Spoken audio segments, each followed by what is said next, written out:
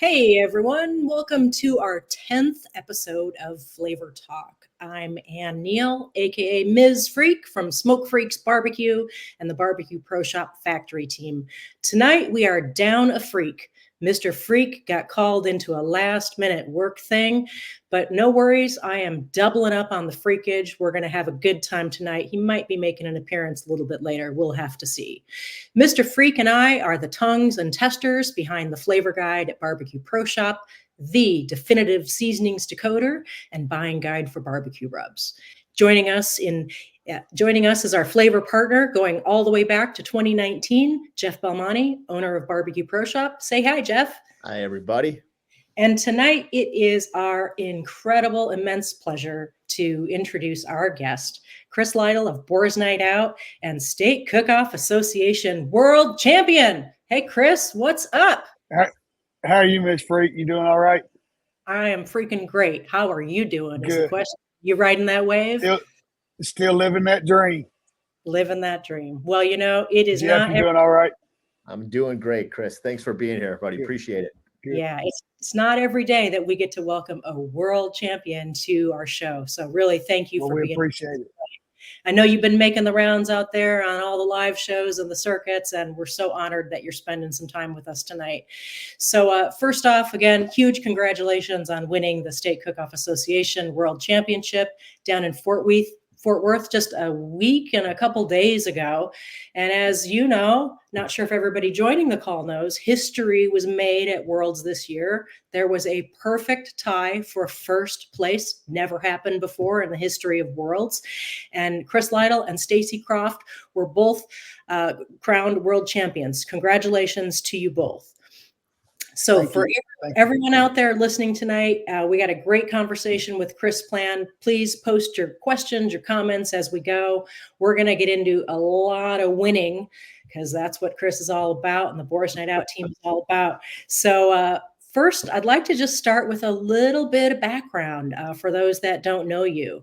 Chris, tell us a little bit about yourself, where you're from, what you do for fun, for work, and how you got into this crazy barbecue life. Well, as everybody said, my name's Chris Lytle. I'm from Vernon, Alabama. I cook with Boars Night Out Barbecue. For fun, for work, I cook. I own a restaurant. I own a pizza and barbecue restaurant in Vernon, Alabama. I'm also a licensed realtor. And then for fun, I cook barbecue and steak contests. So, and before I opened my restaurant, I worked construction, and I used my vacation days to go cook contests.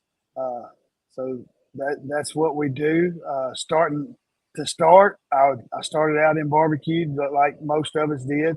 My dad and his best friend always cooked at a local barbecue contest that back in the day was sanctioned by Memphis in May, when Memphis in May was a sanctioning body. And as I got older and I graduated, went to work, when I come back, I started cooking on my own out there, and it was KCBS then.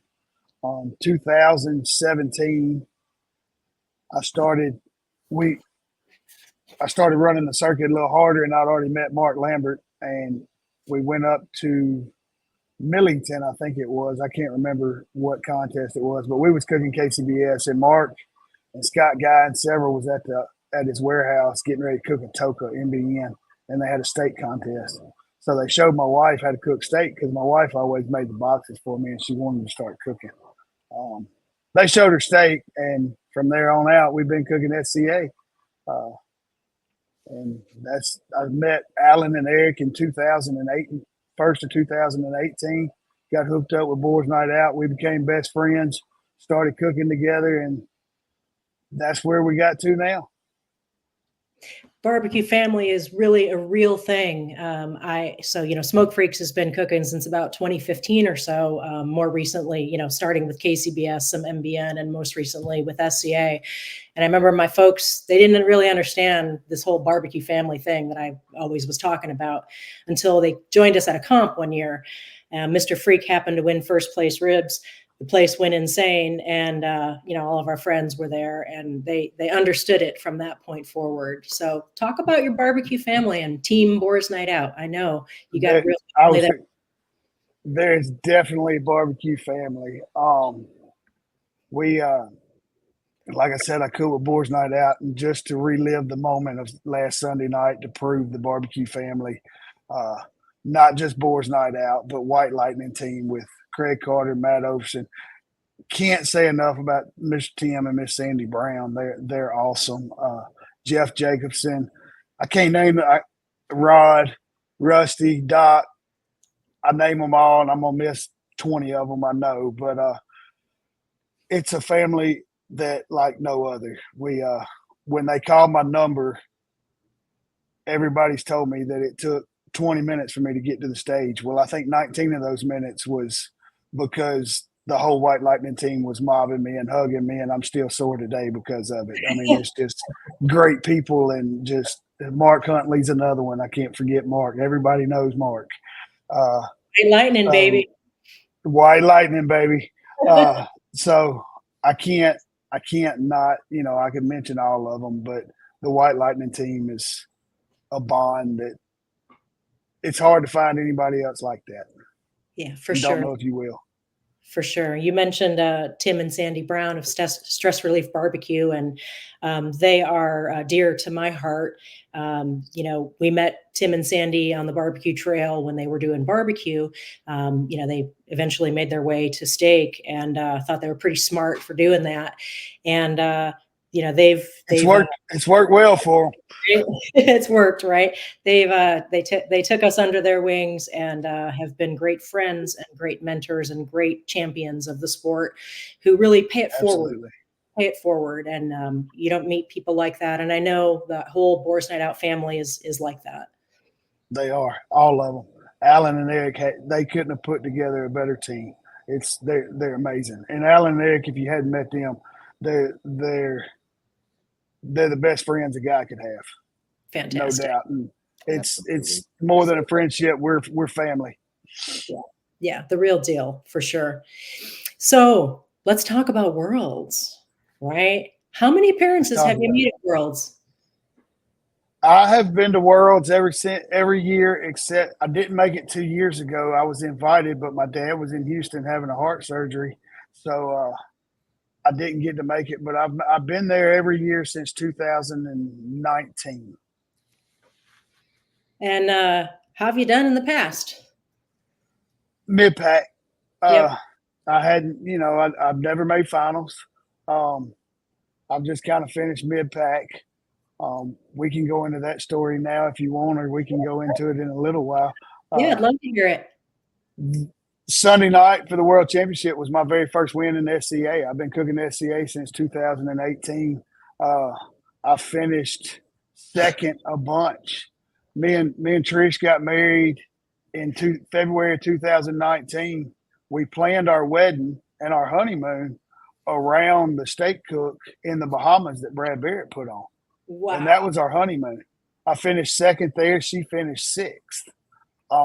I've got a lot of second place steak finishes, and but Sunday night was my very first win ever.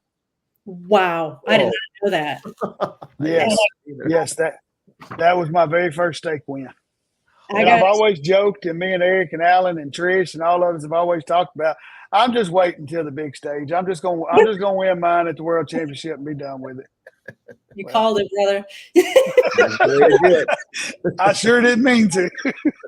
Wow. Well, you give a lot of hope for, a lot of people that have perhaps not made it to Worlds or have not made finals, that, amazing things can happen. Have to keep the faith.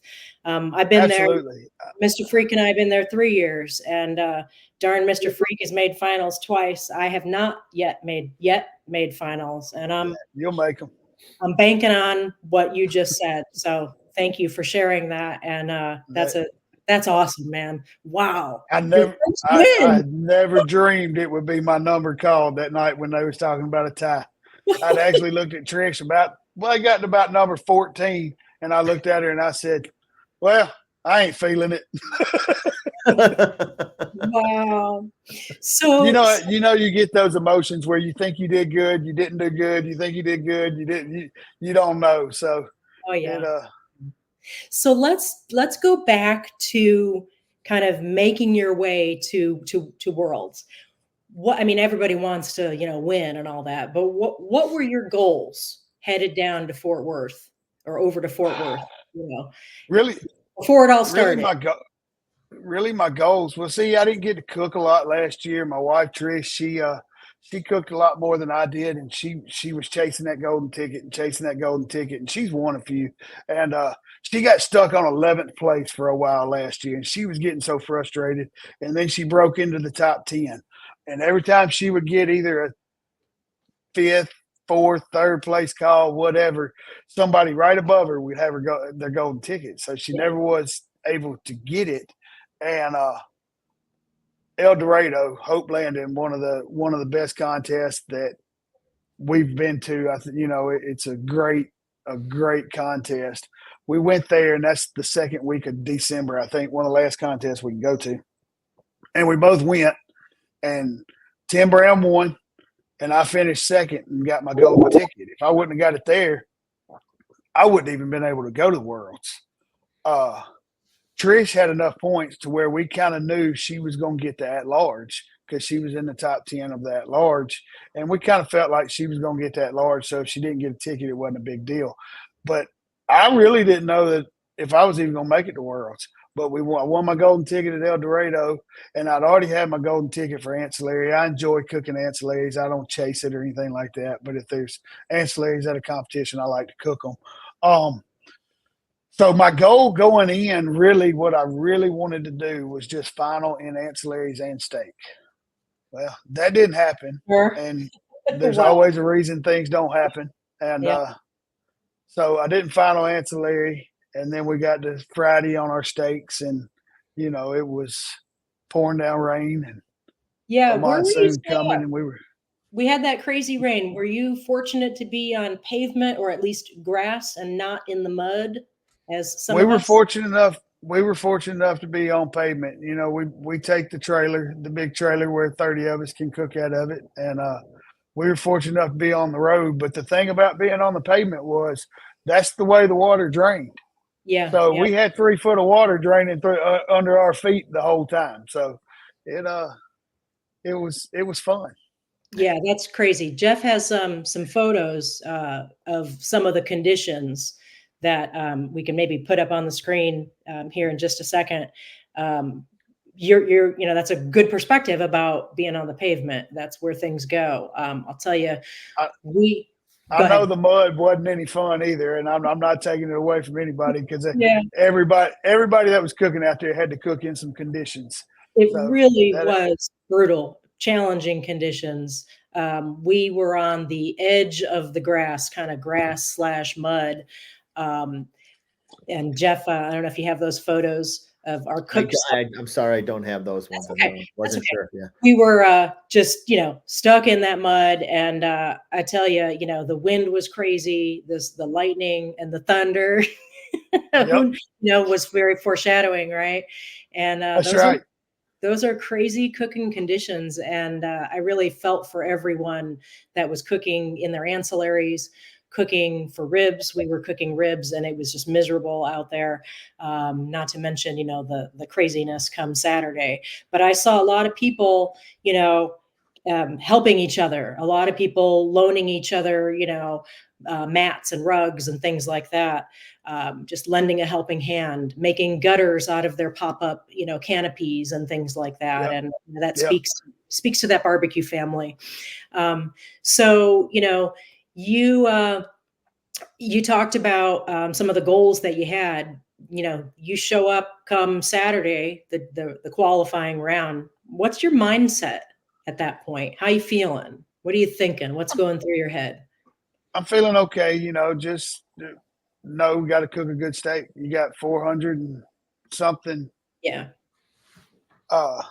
You got 400 something competitors, and every one of them's earned the right to be there. So you got to cook. You got to cook a good steak. And I again, the White Lightning team, the support that all of us that each other has for each other throughout the year. Matt Overson, I see you got him on there now. Alan, Eric, Craig, Tim, Sandy. I'm gonna name them all again. Mark Huntley, Jeff Jacobson. We talk all through the year, and when we're at contests together, you see just little things in each other's process, and they all seem to gravitate, and make sure everybody's doing right or doing not per se right, but making sure everybody's on the top of their game. That's right. That's right. And Tim and Sandy, they made sure all year long that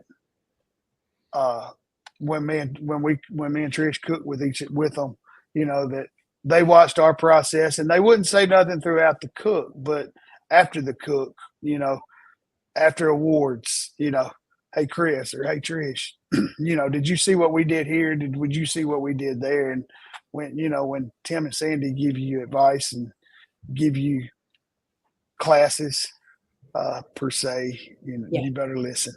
You better take them and you better listen, right? You better listen. They're super good people, and if it wasn't for them, Alan, Eric, I'll say it a million times, and I can't say it enough. If it wasn't for the whole White Lightning team, there's no way I'd have walked that stage that day. Yeah, fantastic. Right. I tell you, when Tim Brown tells you that you picked a good steak, you're on to something. I hope he always means it whenever he's told me that. But more than anything, it's that boost of confidence that gives you, and that sense of. I was going to say, you must have talked to Mr. Tim before this podcast, because he told me the morning of finals after he saw my steak, he said, "It's yours to screw up, Chris." Yep. I asked him, but he answered the question. It was mine to screw up. He told me I had a really good steak. Yeah. And after I got done cooking it, he was standing right there and he looked at it in the box. And when I closed the box, he looked at me and said, "You still got a really good steak." Nice. Hey, Chris, what group were you in on Saturday for qualifying? The red group. Was that the last group? I think it was. The red group. You were in the red group. The very last group. Oh, that just must have been so hard to sit there that whole time. Tell me what number you drew for steak selection. What was your chip? For semifinals or finals? For semis. Yep. I don't remember. I want to think it was towards the back. I want to say 36 or 38 or something like that. Posses? Wow. Always. I don't draw high numbers. I don't know if I've ever been in the front of the line. Maybe once in the whole time I've cooked SCA. Yeah. I don't have that luck. But I like the back. I'd rather be in the back. Yeah. I know some folks get kind of bummed out when they draw a chip that is not, a single digit or something. And I always try to remind myself and everyone, never give up on the chip, never give up on the steak. Who knows? Well, if I'm in the back and I see two steaks I like, I know I got a good chance of getting them. Yeah. When I'm in the front, I see 20 steaks I like, and I know I'm not getting another one. Yeah. So what did you see back there? Yeah, what'd you see come Saturday for qualifying in terms of the steaks? And what kind of steak are you cooking? Are you trying? I'm cooking a try. I'm a try guy. If I got and actually the struggle I've had, and a lot of the struggle I've had, I hadn't been real consistent. One, because a lot of times I like to go out and talk and rub my mouth, and I don't pay attention as much as I should sometimes. But the other reason is I don't get to cook as much. I don't get to get out as much as I'd like. I'm trying to change that to where I get out more. But so I get inconsistent, and I go with different things. And I had conversations with Eric and with Alan and Jeff and Miss Tim, Miss Sandy, and all them. And I'm like, I got to go back to the basics. And I had almost thought about going to a smaller try or going back to a spinalis steak to cook it and just reset. Because sometimes I feel like you got to reset, you get way too far out there. And, but I'm a try guy. And Saturday I got two good smaller tries. I didn't go for the the big tries. I really, really like the big tries. Mhm. But I told myself, get 2 steaks. That way, 2 steaks close to the same. That way I know I can hit my number if I need to, because I can practice one and Yeah. then cook the other one. Yeah, that's And such so a Saturday, such a point. that's what I went for, and I had a good steak. Um, I felt like turning it in. I had a good steak. I didn't know if I was top 10 or not, and I finished 6th in that group. Matt Overson won that group. Yep. I had Matt O won it. Bill Mann was in there. I can't remember who. Scott Norton was Scott in red. I can't remember. I think so. That was a It, phenomenal group y'all were in. it was a good group. Yeah. Yeah. Yeah. Matt was the last number called, right? Yeah. Matt O was the last number called. We had talked about it going up, and he said, I missed my mark, Chris. I said, you got it, Matt. And then they called my number, and then Matt was first. And I think there's a video on Facebook Yeah, I when seen Matt that. O they called his number. I got a little excited. Ooh, we got a question. What did you learn from your practice steak? Thanks, Alan. Good question. Yeah, really good. I learned the doneness, Alan. You nailed your doneness? I learned the doneness on it. Make sure the number was right. Okay.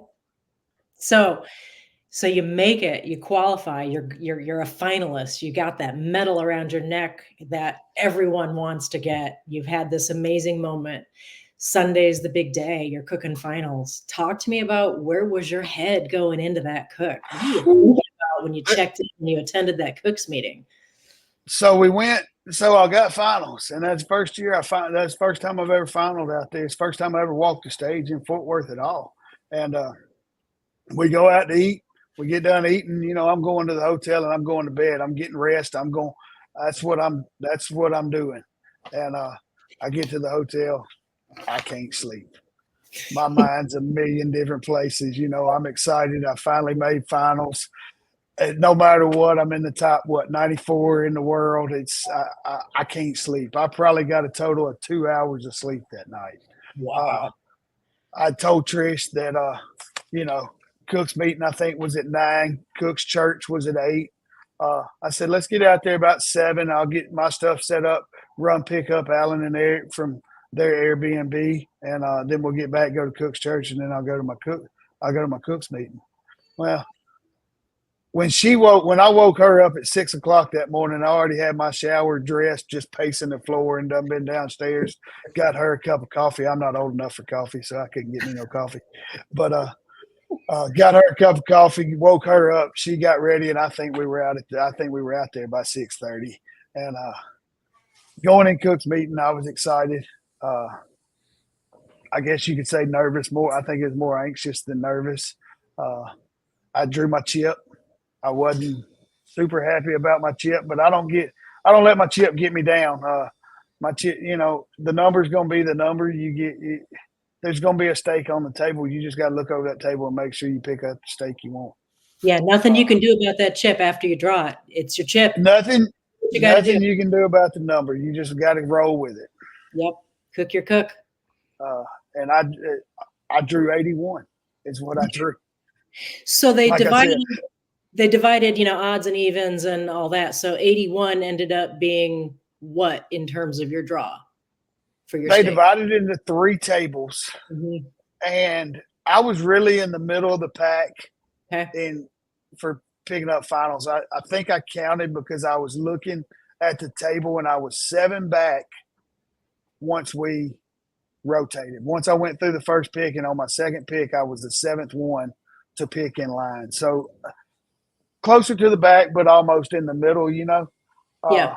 And the only reason I know that is because I looked up there and I counted, and the way they did final stakes, I liked the way they did them, and you could see where the tries were. And I counted 8 tries. And I was the 7th one, so I knew I had a chance to get a second try. Yeah, that was super cool. What happened there for finals, that everybody had their choice. Everybody was going to try if they wanted. Everybody would have a good Spinellis if they wanted. Super That's cool. Exactly right. That was cool the way they split them up. Yeah. So you talked about consistency. Now Saturday going into Sunday, Did you do anything different on Sunday from your Saturday cook? How'd it go? Absolutely not. I didn't even change socks. You didn't even change socks. I'm just kidding. I'm just kidding. But It's no, okay. You just said you showered, so we know that. Yeah. that's right. No, I didn't change anything. I did the same thing Sunday as I did Saturday. I tried to replicate it. I had a lower score on Saturday and still finished 6th in my group, but everybody was low in our group. So, you know, I didn't want to change nothing. If I top 10 one day, I want to stay the same. Right, right. I want to stay the same throughout the whole year, really. I mean, you don't want to change much of anything. Yeah. So did your steak, when you were cooking it, did it have lightning bolts coming out of it, or was it just another steak you were cooking? It had lightning bolts from the time I picked it up all the way until I turned it in. Yeah, you felt that? I did. Yeah. I did. Some of them say I walked around with a little cocky step all day, but I didn't realize I did. But I was super excited about my steak. Like I said, Tim Brown told me when I got back to the trailer that I picked a great steak, and when I turned it in, Tim Brown told me I still had a great steak. So I knew I did my job.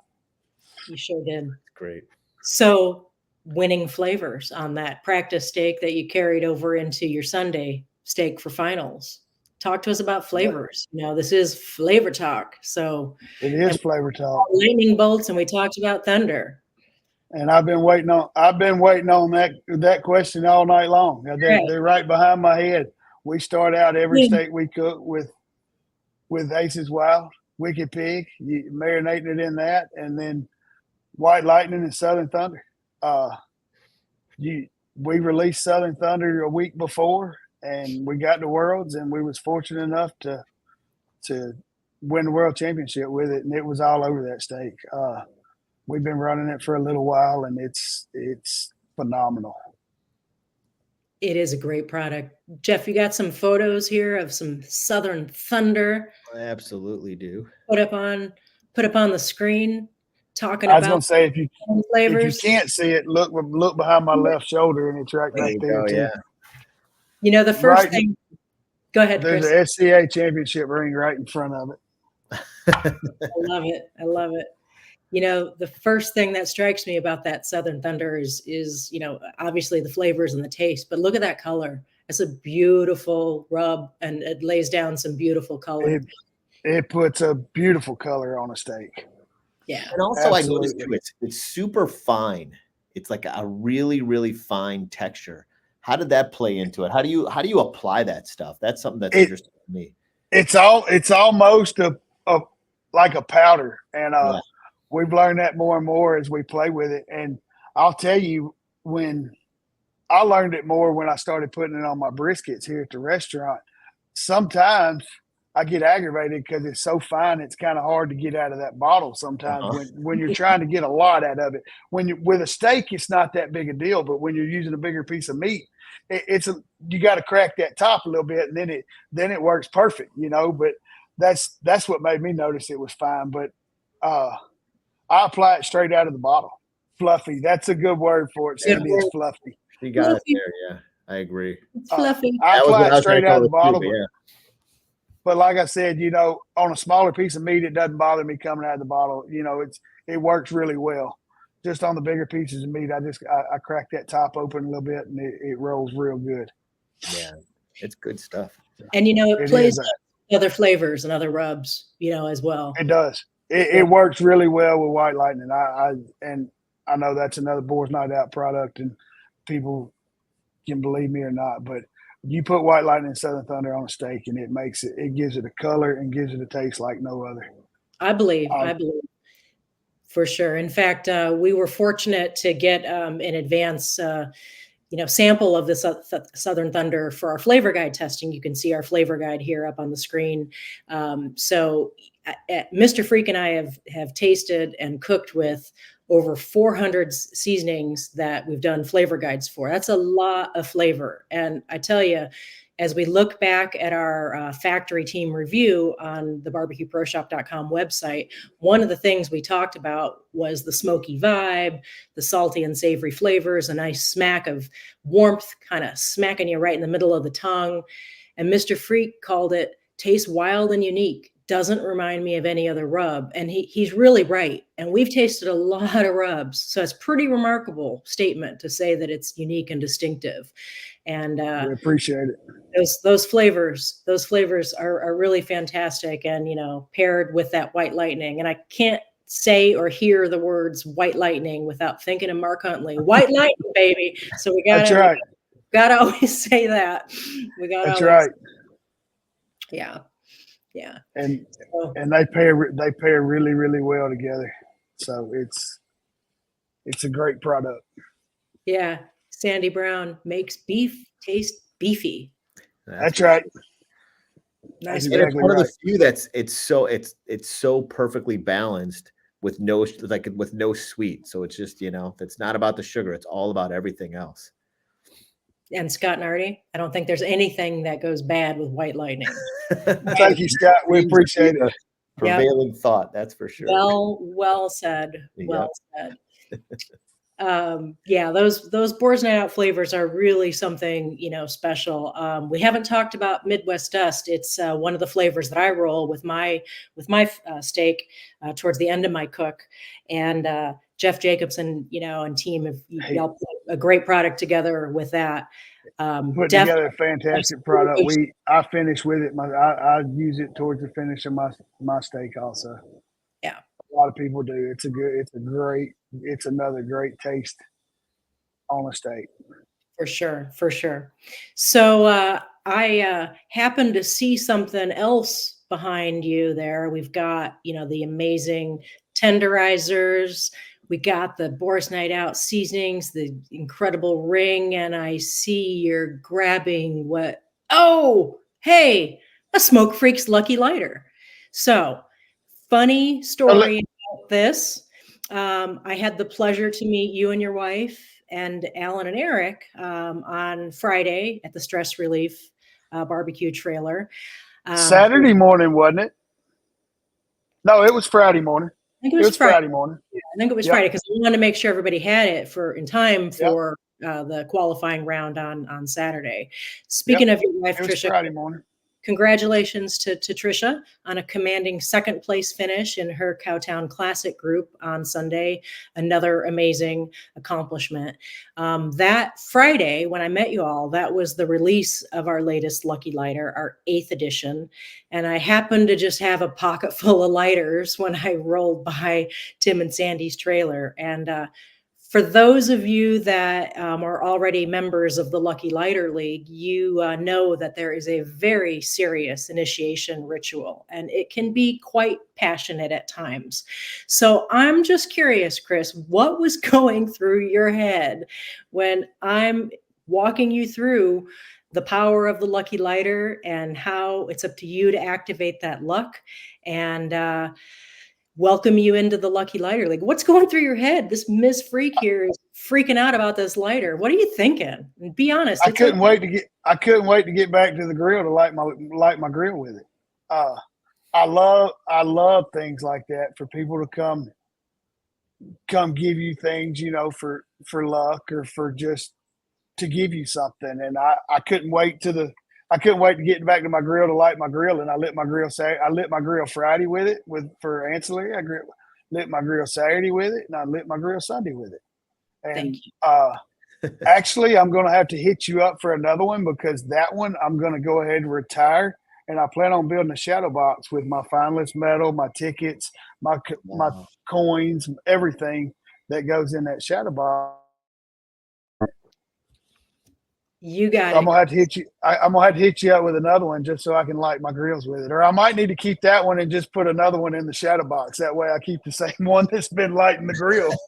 No, I'm not going to tell you what to do with your lighters, but if I were you, that might be what I do. But we got you, Chris. We have as many Lucky Lighters as you need.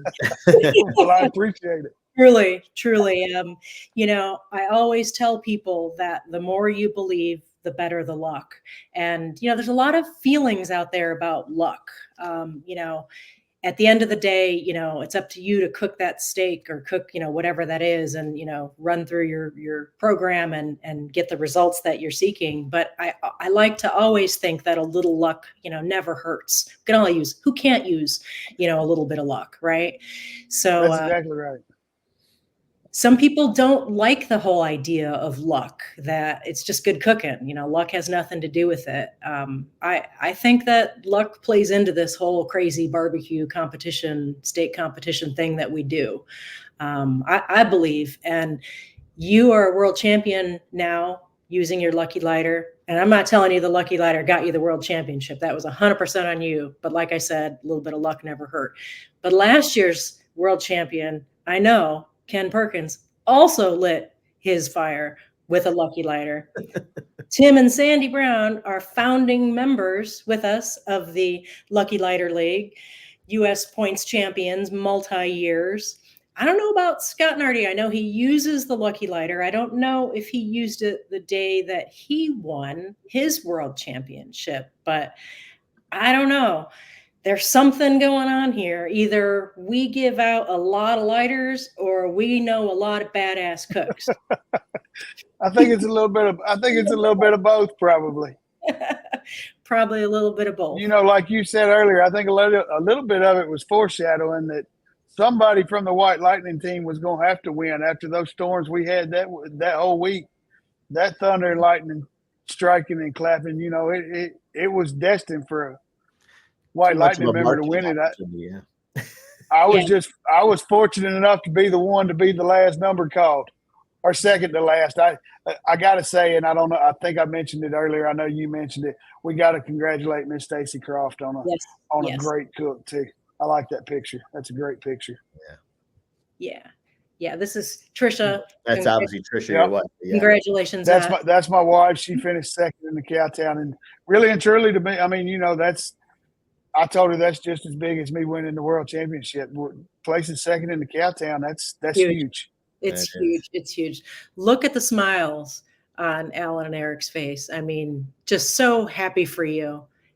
They always are. Whether it's me, whether it's Trish, whether it's anybody on the White Lightning team, them guys support, and they, you know, even if they don't get a call, if somebody else gets a call, they're just as happy for that person as if it was themselves. I can't say enough about those two guys right there. Like I said, they're my best friends. They're more than best friends, and I can't say enough about those two. Yeah. Jeff has a great connection with the Boars Night Out team at Memphis in May 20. Yes. You want to share some of that, Jeff? Yeah, I did. I absolutely got a chance to just kind of get a behind the scenes look at their Memphis in May and watch Eric present whole hog, which was out of control cool. And watch how Which one, Jeff? What's that? Which year? Oh, it was in 2019. Yep. That's when is 2019. Did we final that year? I don't know. I don't know that you did. No, because I remember us bringing all the stuff over to other people's tents and that type of thing. But it just was. I had just never seen a presentation like that before. Like just Eric Hodson's the best in the business. And just, you know, and hanging out with them all weekend. And all of a sudden, like this guy shows up and starts presenting at the table. I was like, oh my God. You know, and that to me, and I had gotten a chance to see Melissa Cookston do it one time down in Murfreesboro. And I was also, and she did ribs. And so I'd never seen anyone do the hog. And that was just, and the way that everybody just, I don't know, the production of it was just something special to behold. And then I had my Boars Night Out shirt that I was just so proud of, and just the ability to hang out with them and that type of thing. So I'm sort of interested in how with you talk about Sandy and how does the whole team thing work as it relates to SCA? I get it when it comes to barbecue, you guys all cook together, but when it comes to SCA and you're all individual, how does the team thing work that way? Well, we all compete against each other in the SCA, but we're still all a team. I mean, it's Eric, Allen, myself, Matt O, Craig Carter. No matter whoever's at the cook, we all set up together.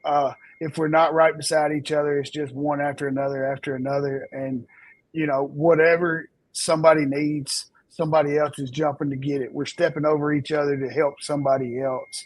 And it's like I said, we compete against each other, but it doesn't matter if whoever gets a call, we're going to cheer louder for them than if you cheer for yourself. Sandy saying it best. It's SCA family. It's a White Lightning family for us. We, like I said, we all just set up together. We compete against each other, but at the same time, if one of us win or one of us get a call, we're just as excited as if somebody else does. And, it's this SCA family is, not just, within, the Boars Night Out circle or within other, team groupings and things like that.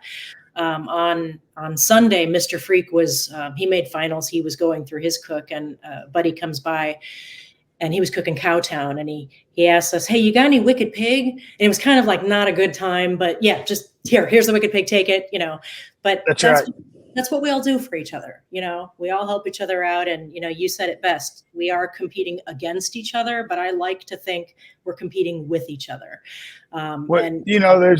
There's no other sport. There's no other deal to where when somebody gets a call, the whole place goes crazy. You clap for everybody that gets a call. Even if it's not you, you're excited for whoever's done it.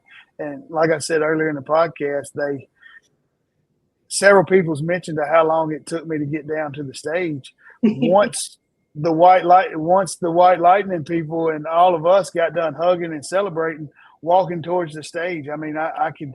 Mark Lambert, Ashley Henson, they stopped me. Riley was right there with us. Get on down a little bit. Gene Skillen was right there. David Mayer, everybody that I cook around throughout the year, and even people I don't cook around, stopping me, giving me a hug, excited because, I just won world champion. Mm-hmm. You still run. And they don't think about themselves, but they're celebrating with me. Yeah, I think there's nothing better, no other better award ceremony than a SCA ceremony. And I've been to a lot of ceremonies. And before I got into SCA, there was, the SCA Friday night thing before a KCBS. We'd kind of go to awards just to see our buddies, what was going to happen. And like, wow, these guys are having a lot of fun. We should get into this SCA thing. They're all having a great amount of fun and, excitement and camaraderie, on these Friday night cooks and things. And, the same exists in the barbecue world, but there was just something a little bit different and a little bit even more special. And I just love SCA, and it's everything that you talked about. And, yeah, here's another great comment. Yep. It is. It's the whole family piece of it is just really special in general. It's unlike anything else too. And the dedication and the time and the energy and the effort and the money that everybody puts into it is just, and the fact that you got such great people all around you too, That's right. That's really right. Special. So Chris, what's next for you? Next is Hogs for a Cause next weekend in New Orleans. Boys Night Out. We're teamed up with the Shed and 3 Taxi Guys and Aces Wild. We're going down there to raise money for pediatric brain cancer. So that's next weekend. Then I'm looking for a couple state contests to go to. I think we're going to go to Horn Lake in just south of Memphis the next weekend. We've got Spring Fest coming up. We've got a lot of barbecue coming up. We got Spring Fest, which is a NBN KCBS duel that we always cook, getting ready for Memphis in May. And then we got Memphis in May. And that was on our goals from the beginning of the year. That's one that's near and dear to my heart and really near and dear to Alan and Eric's heart. And it's one that we really want to take home the big trophy for it. So we hope that's in the plan also. Whole hog at Memphis in May, right? Whole hog at Memphis in May. Yes, I'm the night man. I'm the night man on Boars Night Out. I have been since 2018. So I'm the guy that sits there overnight and just makes sure the fire don't go out. That's about all I do. Yeah. It's just because I don't sleep much. That's all. Because everybody else wants to take a nap. So I'm the one that sits there and just makes sure the fire don't go out. Yeah, that's a really critical role. Mr. Freak and I do Memphis in May with Team Steamboat, also a whole hog team. Okay. and John Bobinet, head cook and owner of Steamboat Barbecue in Wheaton, Illinois. You know, him and Mr. Freak are the night guys. My job is to kind of get everything, you know, in place and make sure that the team that's present before, while they're taking a nap, you know, to be able to do the overnight cook, so that when they roll in for that overnight, things are in place, things are as they should be. We're hitting the right temperatures, and my job is also building that blind box. So we will see you at Memphis in May. We are H318. Where are you guys at? I think they're separating some of the hog They're team. separating them, but I haven't looked at the map. I want to say we're 302 or 304, but Eric or Alan will probably chime in and tell you exactly. I don't really remember. I just wait till we get there. 302. That was right. I just wait till we get there and I let them tell me what to do. I'm that guy. Yeah. Well, wishing you guys all the best next weekend, your state competitions between now and then, and especially at Memphis in May. I look forward to seeing y'all down there. Sandy has a link for some donations for Hogs for the Cause. Oh, great. Okay.